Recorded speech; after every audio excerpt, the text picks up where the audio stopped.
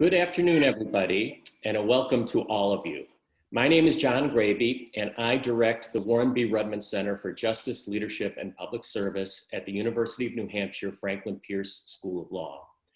We are so pleased to be partnering with the New Hampshire Institute for Civics Education to be presenting a series of William W. Treat lectures this fall. Welcome to today's event, which celebrates Constitution Day, also known as Citizenship Day. As many of you on the call probably know, Constitution Day commemorates the last day of the Constitutional Convention that was held in the summer of 1787. It commemorates in particular the day on which the document was signed and sent out to the states for ratification.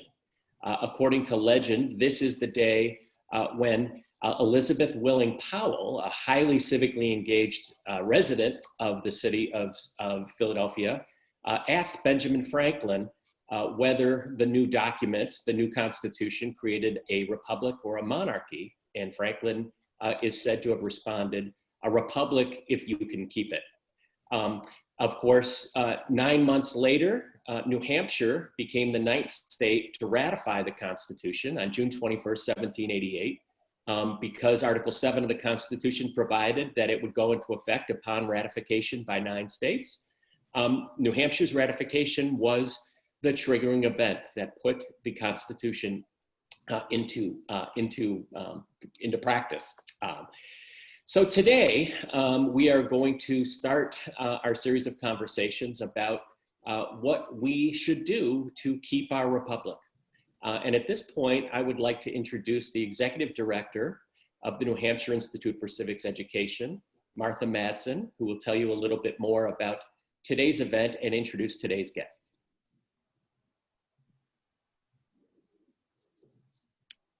Good afternoon, everyone. Hold on just a second.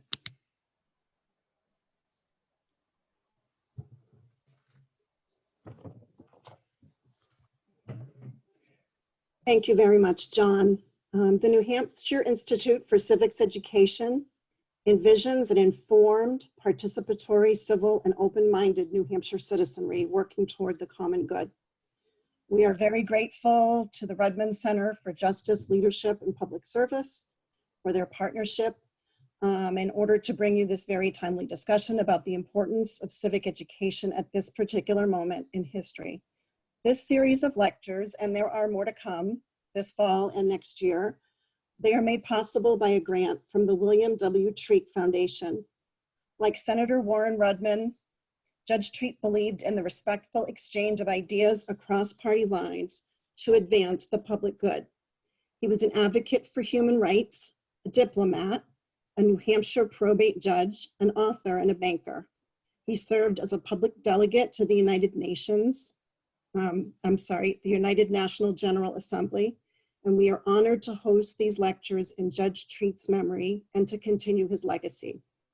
I'd like to thank also our constitutionally speaking partners who help us put this whole series together: New Hampshire Humanities, the New Hampshire Supreme Court Society, the New Hampshire Institute of Politics at St. Anselm College, Citizens Count, and of course, the Rudman Center at the UNH Franklin Pierce School of Law. I want to acknowledge also the work of teachers in this school year like no other. They are facing a disruptive and threatening time with compassion, creativity, and grit. I just got off a Zoom meeting with a number of MCFA Challenge teachers from all over New Hampshire. They talked about the challenges of technology and quarantine, but in spite of it, they're thrilled to be with their students and they're thrilled to be teaching, and they're seeking to learn and to connect with their students. So thank you to all the social studies teachers out there who are guarding our democracy. I also invite teachers to visit nhcivics.org to peruse our new curriculum library of resources. Some are remote friendly, and they are created by New Hampshire teachers. So as John said, today is Constitution Day, and what better way to celebrate than to discuss the importance of civics education to bolster the civic strength of our constitutional democracy. At this time of tension and polarization, our speakers have hopeful solutions, and I can't wait to hear what they have to share. I'd like to extend a warm New Hampshire welcome to our speakers tonight, National Civic Learning leaders, Louise Dube and Ted McConnell. Louise Dube is Executive Director of iCivics, an organization founded by Justice Sandra Day O'Connor.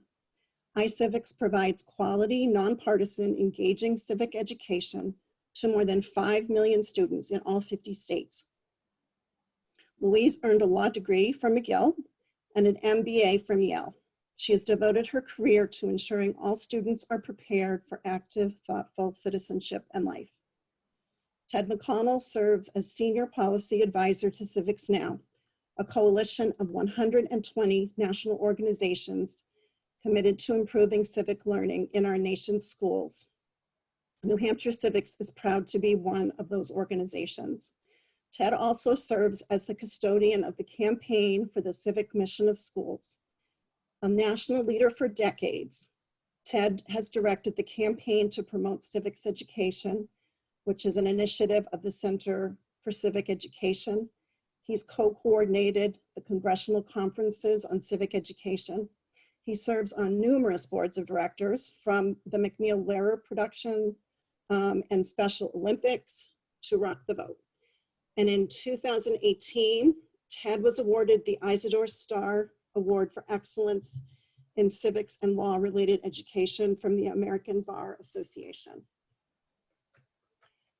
Before I turn the program over to Ted and Louise, please submit your questions at any time using the Q&A function at the bottom of your screen. I'll interrupt the discussion midway and again at the end to ask our speakers to address your questions. On a personal note, I've learned a great deal from Ted and Louise over the years as I've listened to them in collaborative meetings, and I'm always eager to read what they have to say. They've been my role models, and I'm very grateful for their leadership for this essential cause at this really crucial time. They're truly giants in this movement, and they offer me hope. Ted and Louise, we deeply appreciate your spending this Constitution Day with us in New Hampshire. So let's begin with Ted. Democracy needs to be reborn in each generation, and education is its midwife. So said the great 19th and 20th century education reformer John Dewey in a quote that I think neatly and succinctly describes today's conversation: renewing our democracy through effective, student-centered civic learning. It's my great joy and honor to be here with my friend, the leader of our national effort to restore the civic mission of schools, who leads our CivXNow coalition of over 135 organizations dedicated to modernizing, improving, and reclaiming time and resources for civic education in every school in the nation. Louise and I thank our wonderful hosts, the New Hampshire Institute for Civics Education and the Warren B. Rudman Center at the University of New Hampshire School of Law, particularly the indispensable, the incredible, the so hardworking Martha Madsen of the New Hampshire Institute for Civics, who is New Hampshire's great resource for effective civic learning. It's a joy personally to be back virtually in New Hampshire. I used to be a visitor every 4 years to New Hampshire until I completed a 12-step program to become a recovering political operative. Now, it's my privilege and pleasure to promote effective civic education programs like iCivics and policy work with the CivXNow Coalition. Louise, like me, you are no stranger to the great Granite State. You're a neighbor from Massachusetts, and I understand you've made numerous visits to New Hampshire over the years, including a memorable one in 2014 with the founder of iCivics, Justice Sandra Day O'Connor. Louise, please tell us about that visit. Well, I don't know how you follow that, Ted. You are quite the showman. I love you. So thank you, Martha, very much. And when you wrote to us about the Treat Lectures, I recognized the name immediately because in 2014. It was essentially my first assignment as the executive director of iCivics. I was at the time working with Justice O'Connor, and we drove up to Concord, and I met her around lunchtime at the hotel. And when I got there, she says to me, Justice Souter invited me to go to his house. And so I said, oh, well, all right. And they take off with the marshals, and I start working. And then she shows back up 20 minutes later. And she says to me, it appears that he wanted me to look at his house, not in his house. So we had a great big laugh, and they remained very close friends. And I understand actually that today is Justice Souter's birthday. And Justice Souter has been such an amazing advocate for civic education over the years. We wish him a happy birthday and much health and peace to him. So thank you. And we went on to have a wonderful time with our host here in New Hampshire. And I have retained a very, very fond memories. You know, today is also the 133rd anniversary of the birth of Chief Justice Warren E. Burger, who chaired the Commission on the Bicentennial of the United States Constitution, which started so many civic education programs and initiatives. We're meeting today in an unprecedented time of pandemic and a very consequential election, with the backdrop of civil unrest over equity and access to the American dream. We also are meeting at a time when the majority of K-12 students in the country simply do not receive sufficient, effective instruction in civics, American government, and history to equip and motivate them for informed, thoughtful participation as citizens and leaders of our republic. Many factors over 2 generations have contributed to the decline in the time and attention and resources given to civics and history education in the majority of our schools. There is a palpable irony in this erosion, given that one of the central reasons for the establishment of a system of free public education in our nation was to teach and prepare young people for citizenship.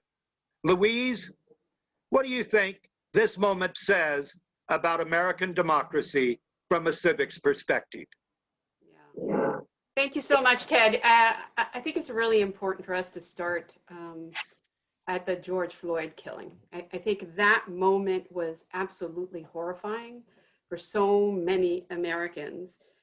We had, for a moment there, we had a broad consensus that what we were seeing was unacceptable and horrifying, and we needed solutions. We need to address, this was just one event that was caught on the video, but there are so many other events, and the racism in our country is something that we really must address now.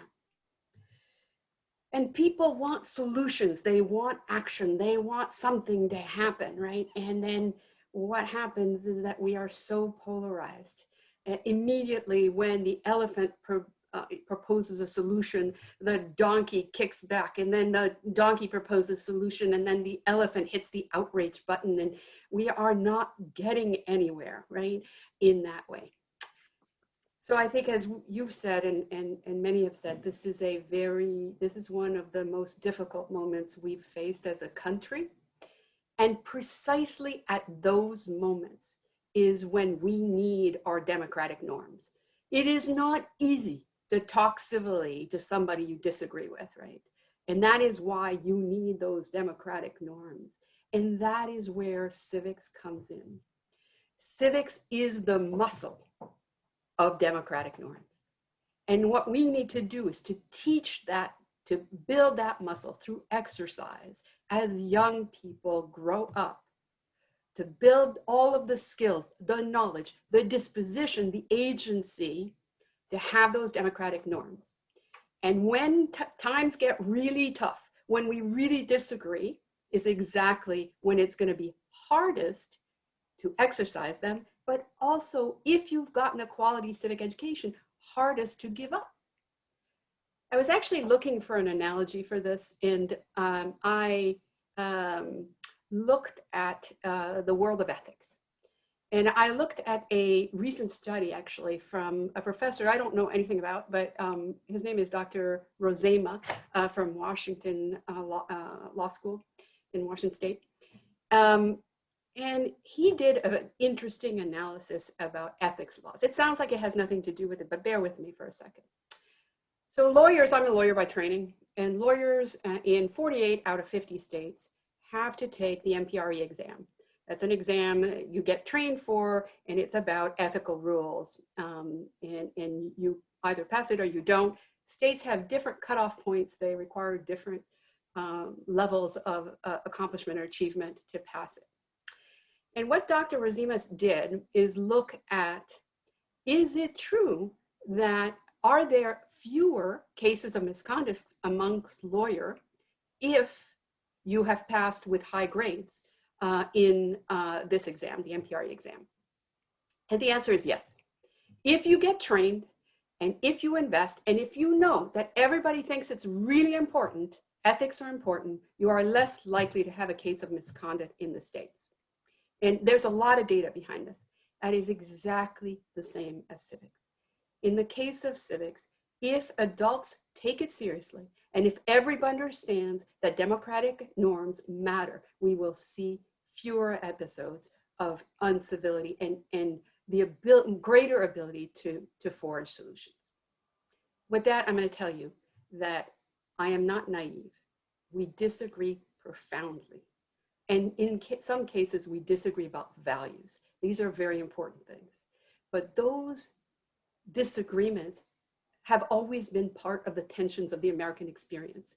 We're never going to have this kumbaya movement. What we will have is we have to live together. So what is the best way for us to live together? Best way for us to live together is to invest in our students and to invest in education and to build those democratic norms and exercise those muscles.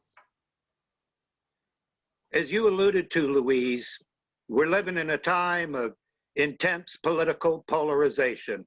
As you called it, team donkey, team elephant. Studies have found Americans are more fractured than any time since the Civil War. Ideological siloing and partisan antipathy shape so many aspects of all of our lives. Louise, what is civic education's role in bridging the great divides in our nation? So if you look right now, it would be really easy to be very cynical and very pessimistic. I'd say you'd find plenty of evidence for that. So I'm not going to do that. I'm going to find evidence for optimism, which is a lot harder to find. But let me tell you some new research that we've just commissioned here at CivXNow, where both Ted and I work. So the great Frank Luntz, a pollster, was incredibly kind to us and did a pro bono assignment. And Frank polled a representative sample of the American electorate, by which I mean that it looked just about like the electoral map. He asked people, we know the polarization, we know that our democracy is not in great shape, our constitutional democracy is not in great shape. What do you think are solutions? He gave them a set of solutions. A year of national service is one, less money in politics, another, easier access to voting, stricter regulations on social media, ranked choice voting, more participation in religious activities. Those were all some of the choices, as well as civic education. But what was truly amazing to us was that civic education came out as the #1 solution. That is, Americans of all stripes, equally, Republicans and Democrats, both thought that civic education was the best solution to what ails our democracy. We're about to publish the results on CivXNow shortly, so you're getting an early view into this research, but we're really quite excited that Americans really believe in what we're doing, and I think we need to take action based on that. Okay. Let's define what we're talking about here, Louise. What is civics in the 21st century context? The old, I'm just a bill, yes, I'm just a bill, sitting here on Capitol Hill. That ain't gonna cut it anymore. What is 21st century civics? Maybe your version would actually. It's pretty good. I'm impressed. Indeed, I think that this moment calls for three things. It calls for more nuance and more depth. So it's great to know how a bill is put together, but if you don't understand the political forces, the use of power, how exactly, what we have laws for, and so on and so forth, you're probably not going to be fully equipped. You don't understand the history, you're not going to be fully equipped to deal with this moment. So I think it calls for more depth, more rigor, more content, actually. The second thing is that it's pretty clear we are now in a digital democracy, right? This is not like it was before. You can say all you want that kids are digital natives. They do not get born knowing what the Facebook algorithm is about. So that needs to be taught. So a digital democracy, and you'll note that in Frank Luntz's polling, the electorate does not want regulations, or at least this sample did not want regulations on social media. What they wanted was that kids be taught about how to use it. How exactly do the algorithms work? How do you recognize what are the standards of journalism, and how can I consume media in a responsible manner without retweeting anything that I don't know about, right? And then the last thing I would say is more practice. So Martha talked about McBuff Challenge just before. We need to be in the real world trying to practice and exercise this muscle of civics.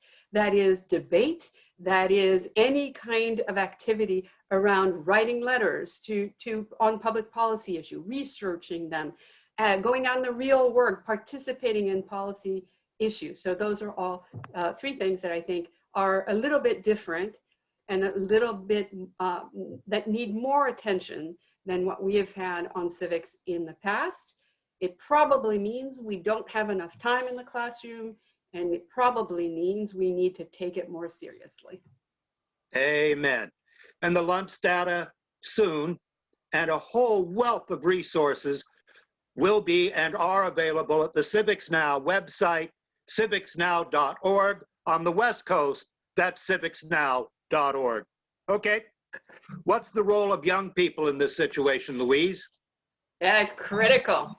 As some of you might know, Justice Sonia Sotomayor is on the iCivics board, and she loves to say that adults have created an incredible mess for students.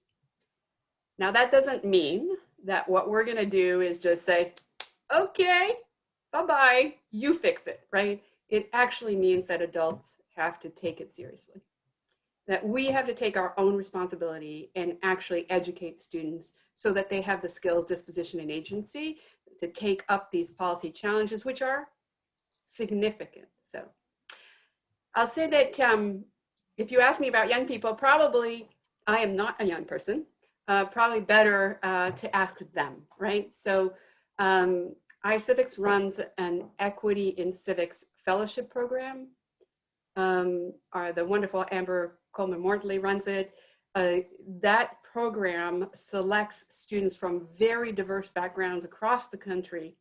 We pay them a stipend and we train them a lot in civic education so that we can listen to them, we can know what they think, and so that they can communicate out about this subject as well. So actually the application is open right now. So if you have students who might be interested in this, please send them our way.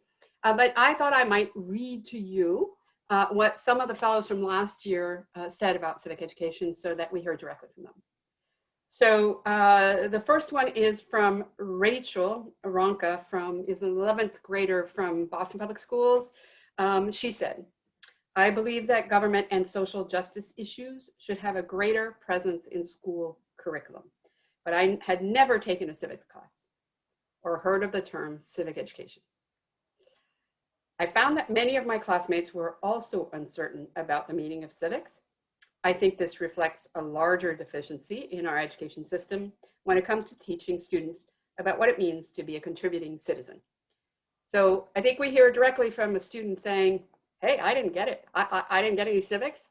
So, and I think it's really important. So that's really, it's very validating for us to hear that. And then we have another student, Marcus, who said, everyone is not getting the same resources, and that's a problem. We need to address it. It starts with a simple conversation and acknowledging it, right? So Marcus is really focusing on the equity issues between kids who are getting civics and kids who are not getting civics, who are getting more after school program and so on and so forth. So I'd say in general, the social issues and the tensions that our country is experiencing, young people are at the core of that. They are talking about it all the time. This is not something that we can keep from them. The school districts understand that they have to address these issues. And that is not going to happen in math class. It's not going to happen in ELA class, in English class. The only place this will happen is in social studies class, in civics class, in government class.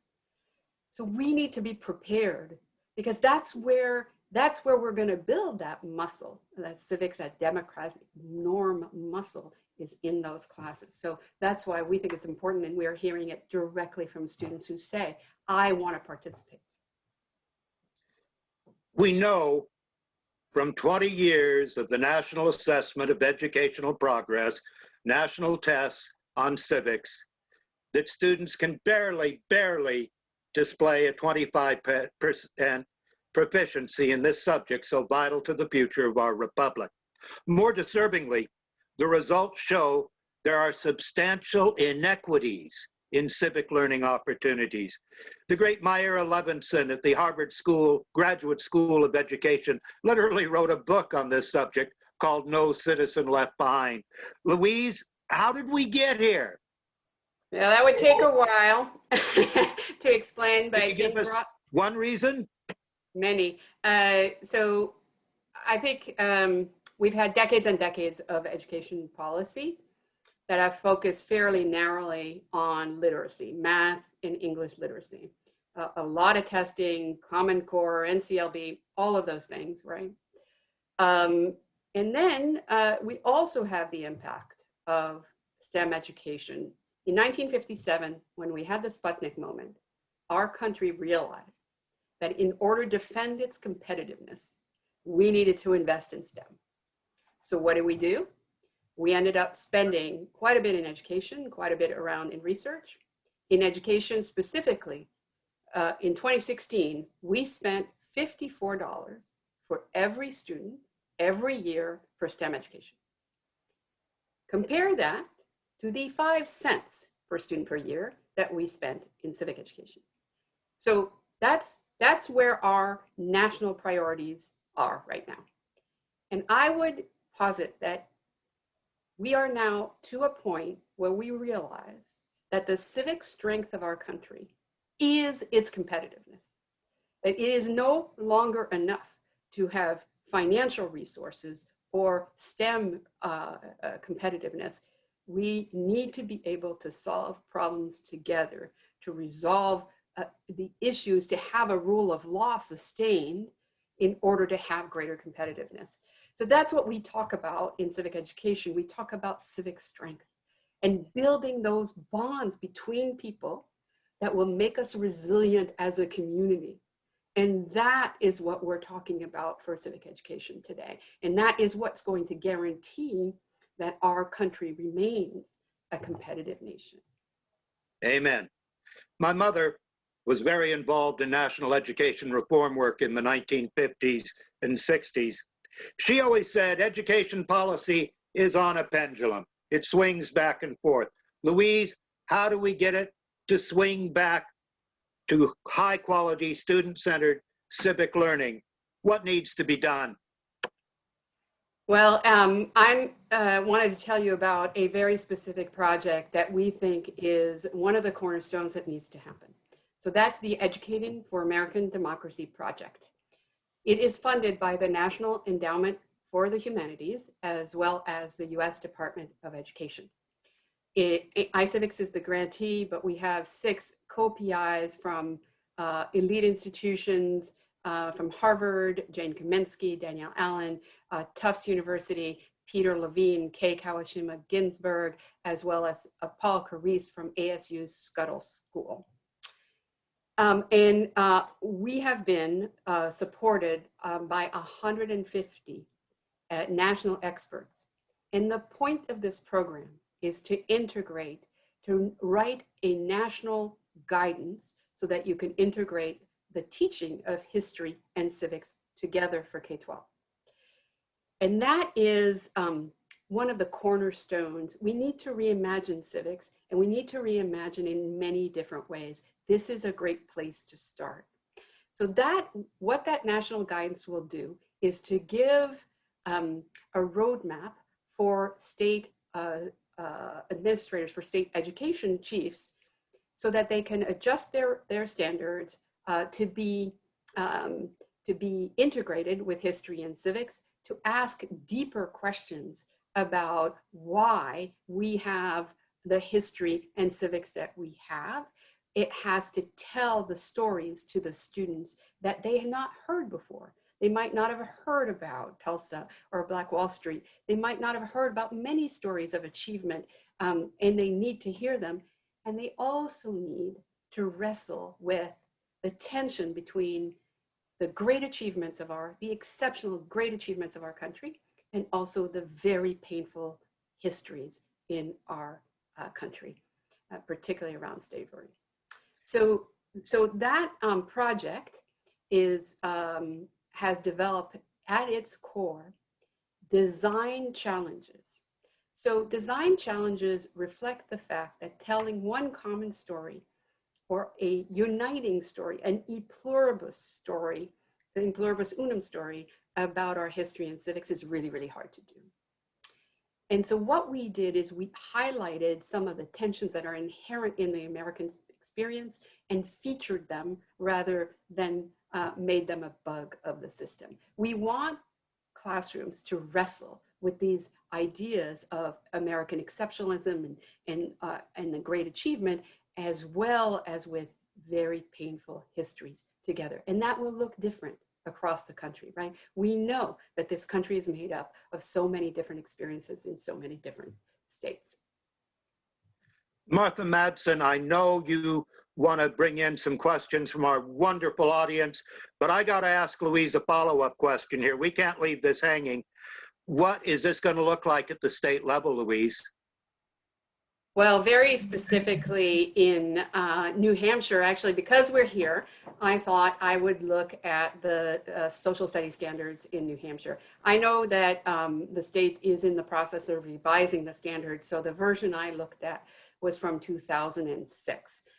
And in that, there's a standard I picked out because it was very representative. You would probably find the standard anywhere in the United States, in any of the other states. So it says, explain the legislative and political processes by which a bill becomes a law, or government policy is established at the local, state, and federal levels. So that standard is actually something that would also appear in the Educating for American Democracy roadmap. This is not, this is very, very important, right? We're not saying that students shouldn't know how the system works. But the EAD roadmap would probably also ask, what is a law? Why do we have a law? What is federalism? What principles define it? What are its values? And then it might ask two other things. How do other societies develop laws, right? What are other ways to get there? And then the last one, which I think is very new. In a constitutional democracy, what are the roles of institutions and procedures? And what are the roles of virtues, values, and good citizenship? So in the American experiment, laws, policies, government, those are all very important, but so are social movements, and so is the strength of the community, right? And so we want to have a very full perspective, and we want to ask deeper questions and provide students with a deeper background so that they can have formulate their own thoughts and develop critical thinking about the situation as it is now and the past as well. Okay, Martha, would be happy to entertain some questions. The hard ones go to Louise. I take the softballs. Okay. I wanted to ask when those will be released. So the roadmap is it's almost done, but it is in production now. We will release it at a convening in February 2021, virtual convening, unfortunately, at this point.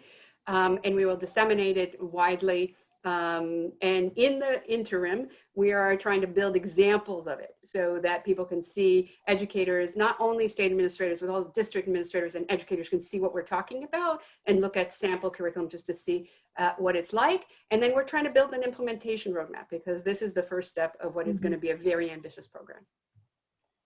Thank you. We have a, can everyone hear me? Yeah. Okay. Speak up a little. Okay.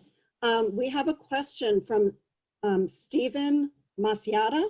How do we balance the need for content with the important elements of both inquiry and action? Teachers often struggle with this, believing that there is no time for all of it.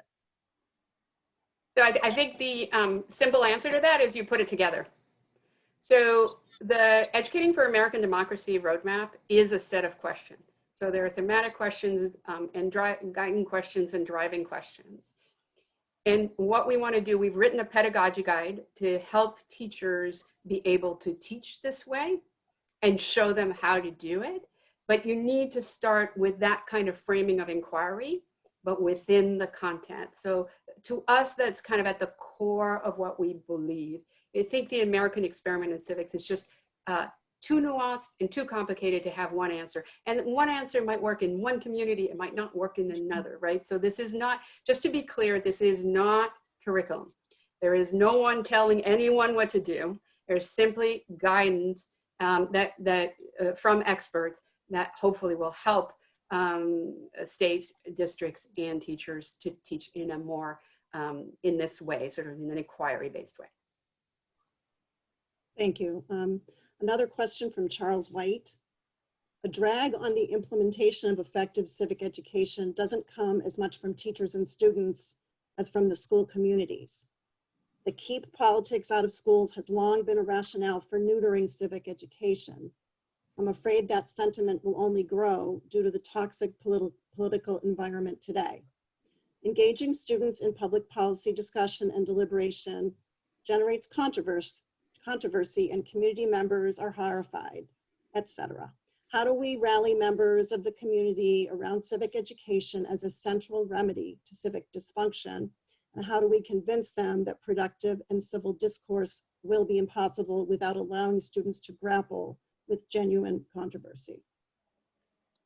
So I'll start, Ted, and you might want to add to it. So I hear both, right? So we have over 120,000 teachers every year on the iCivics platform. They talk to us a lot. I do hear exactly what you're saying, that teachers are, some teachers I've heard have told us that they are being prevented from teaching the election. That's terrible. We cannot get to a point where we believe that voting and elections is a partisan issue. It is not. So that's one thing I hear. I also hear the optimism, right? I know I sound like Pollyanna, but I hear the optimism of we have gotten to a stage where nothing else will get us out of it, right? And so that parents increasingly find that to be useful. Now, it's not going to look the same in every community, but I think the fundamental point you're making, Charles, is that education policy is the result, not the driving force of popular sentiment. And I think that's absolutely true.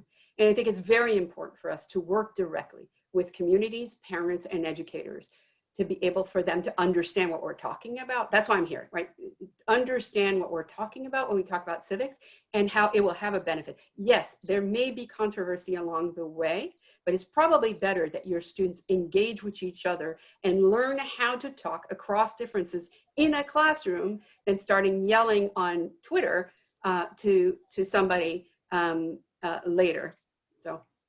Ted? I just want to say hi to my friend, Dr. White, and add, in last year's poll by Phi Delta Kappa of American Attitudes on Education, 92% of Americans said teaching civics is most important in schools. Now, Martha, I got a big announcement I want to get to, so let's hold some questions for a little bit, turn the Yep. tables, and Dr. Dube, fire away. So, Ted, this is not going to happen without support. The work that happens in schools, but what do the states and federal government have to do?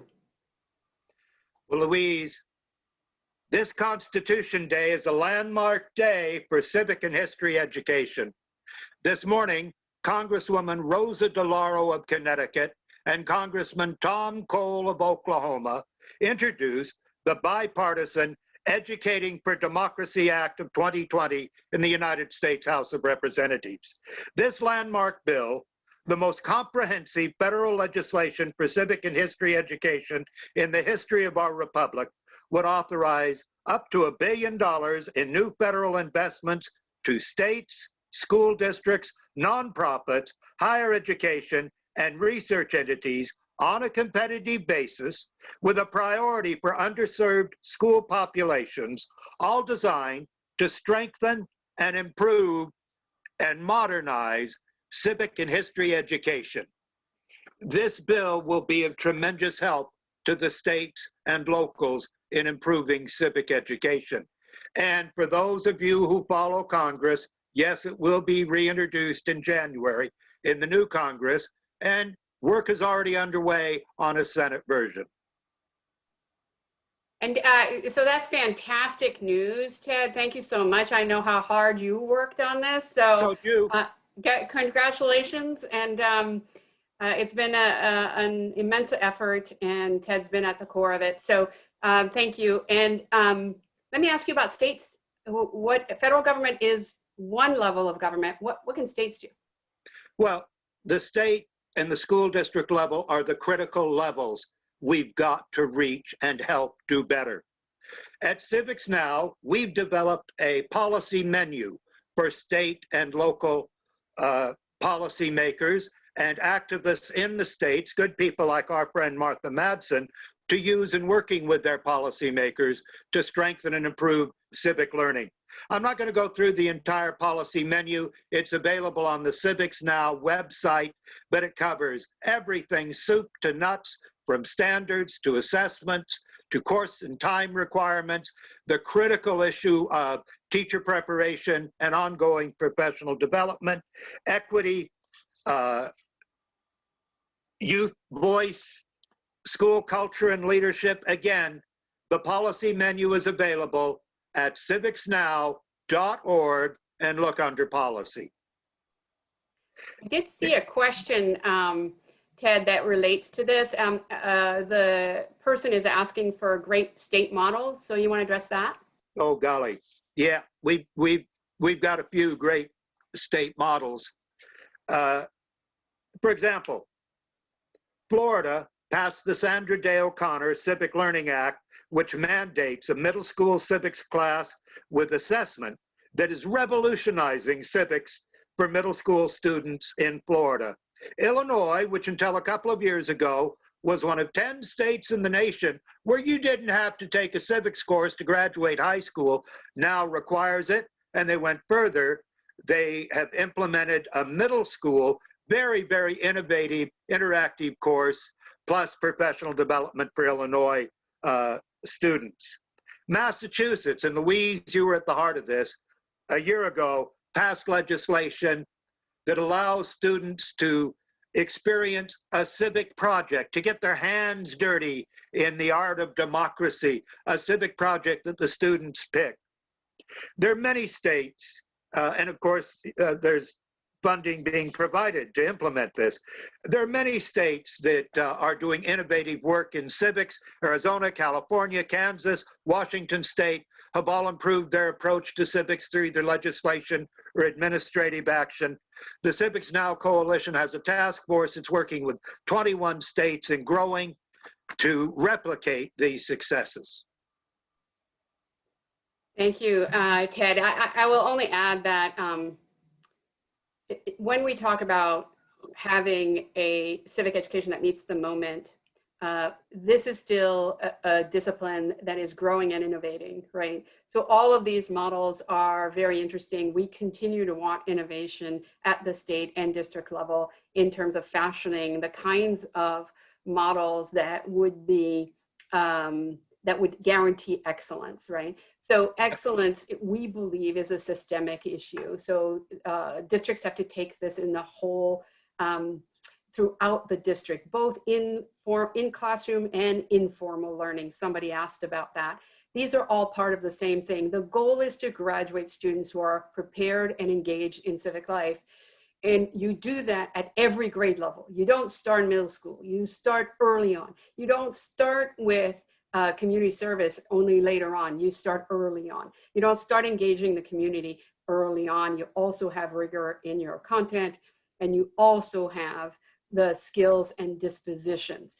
And somebody asked what we mean about disposition. And I will say the ability to talk across differences, the character, the somebody that you disagree with, you have to listen to. So those listening qualities, all of those things. So the skill, you'll be able to write a letter to your congressperson or to your state legislature. All of those things, they combine to make somebody you'd want to live next to, right, in your community. So, You know, Mark? Louise, we're building a new whole school approach, including district learning plans. Districts have to submit plans to the state on everything from school and gym, from school nutrition to gym. Why not include civic learning? It's much preferable than the dreaded paper pencil test form of accountability. So I said, we're building a whole new system approach to civic learning. Significant federal investment with publicly released data from the NAEP test so that state policymakers can judge how well they're doing. Improved state requirements with federal investment help, like's been done in math, English, and STEM, including accountability and new tools like the EAD you're laboring to get completed by February.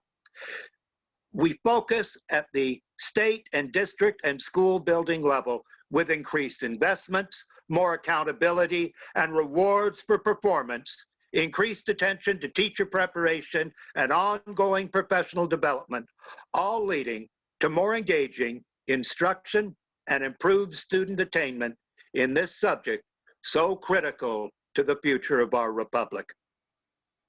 Martha? Thank you very much. I have a few more questions. One is from Mark Newton. Just today, President Trump signed an executive order to establish a national commission to promote patriotic education.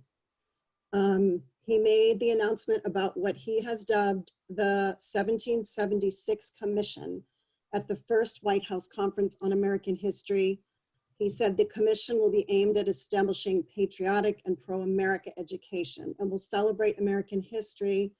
And in his remarks, he criticized the 1619 Project, a New York Times project that explores slavery's legacy.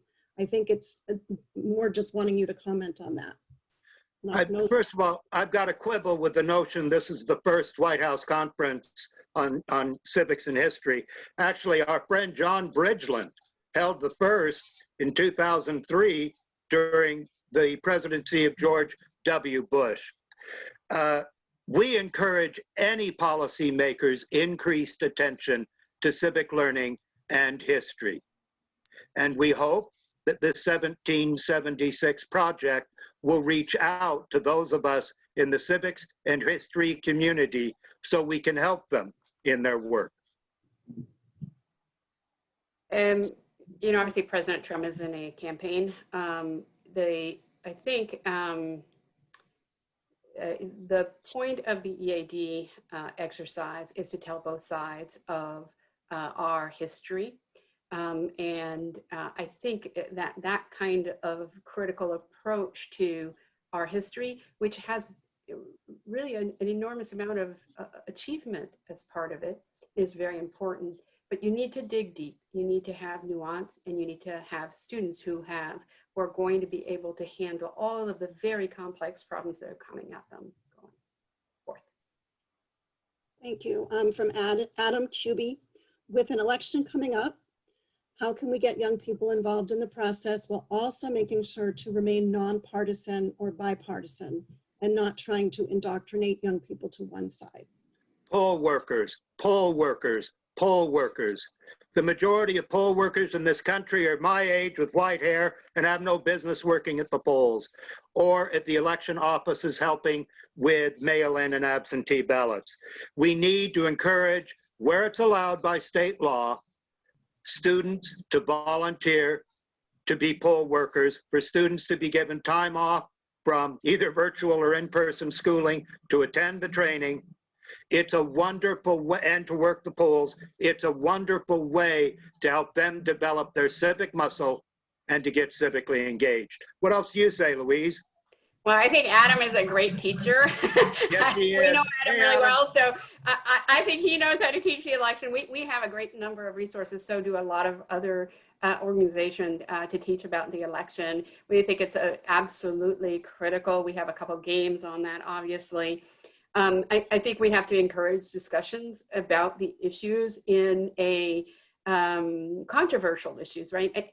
I think it's very important to note that a lot of schools, even though obviously the American system is very income-based, there's not unanimity among students. Sometimes we are very surprised about the diversity of views that there are in classrooms. I think we should encourage those discussions in a respectful manner. And for good election resources for the classroom, go to iCivics.org or CivicsRenewalNetwork.org. CivicsRenewalNetwork.org or iCivics.org. Okay, are you ready for another question? You bet. From Jim Schachter, how do you think about the informal learning space in civics versus what goes on in the classroom? I tried to address that a little bit before. We think of it as one big package.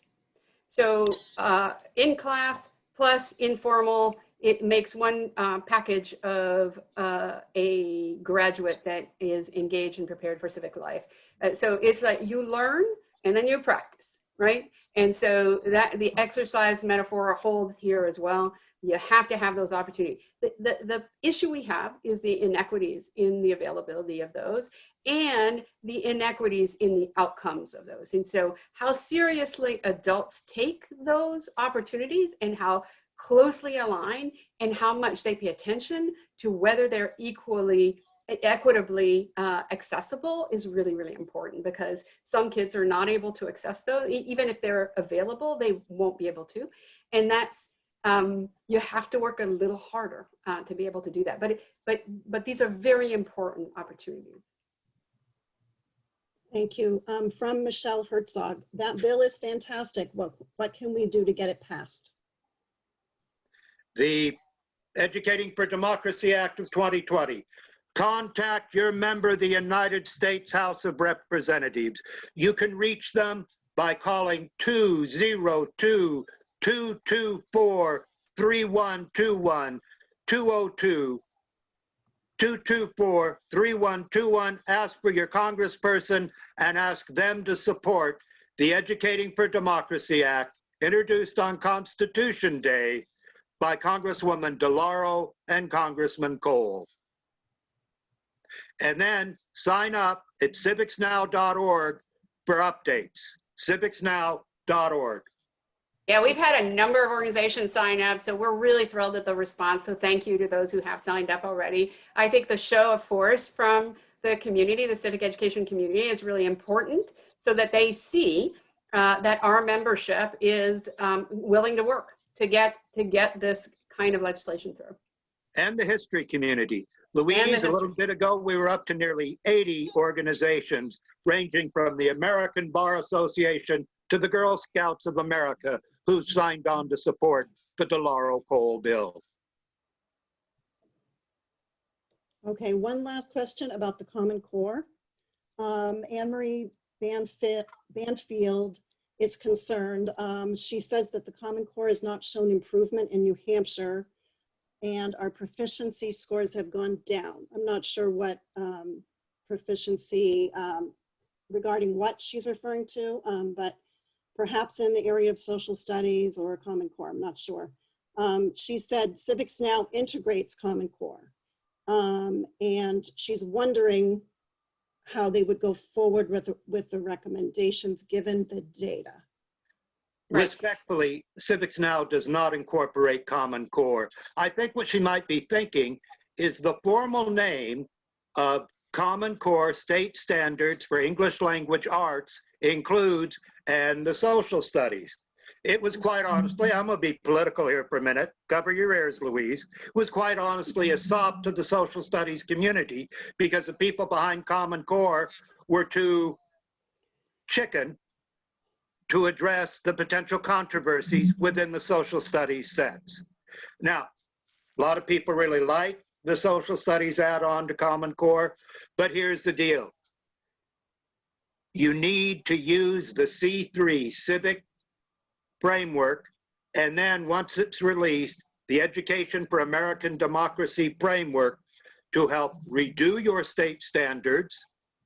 And the EAD could frankly serve in those states that have them as the framework, the step between state standards and individual instruction in the classroom. But use those two documents when your state standards come up for revision, or push your state to redo their state standards to include them. Louise?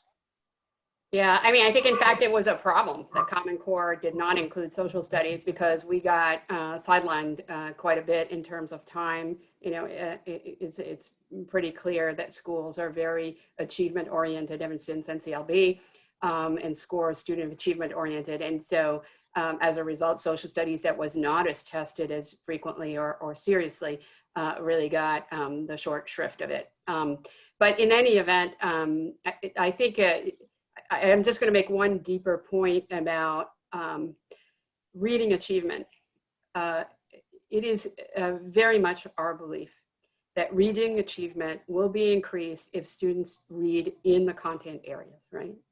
So we're not in Common Core, but if you use primary sources and texts that are relevant in nonfiction that build student knowledge, reading achievement will increase, right? So in that way, if you want to do something to increase reading achievement, I think you want to just push on the social studies content.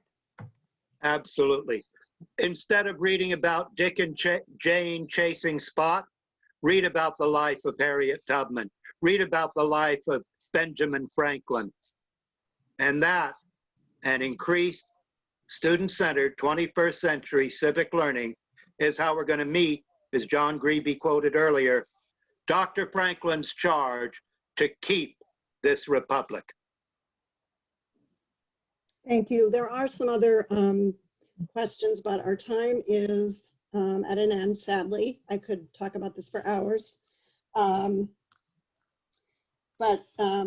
Yeah, I can certainly send you the additional questions. Please do. We'll respond to them. Okay. Louise to the hard ones, me to the softballs. Okay. So many, many thanks, Ted and Louise, for sharing your time and your expertise with us today. Ted will be back again with us next week. He will be moderating a discussion between two career national security leaders, and it will be a discussion of the imperative of civic education to our national security.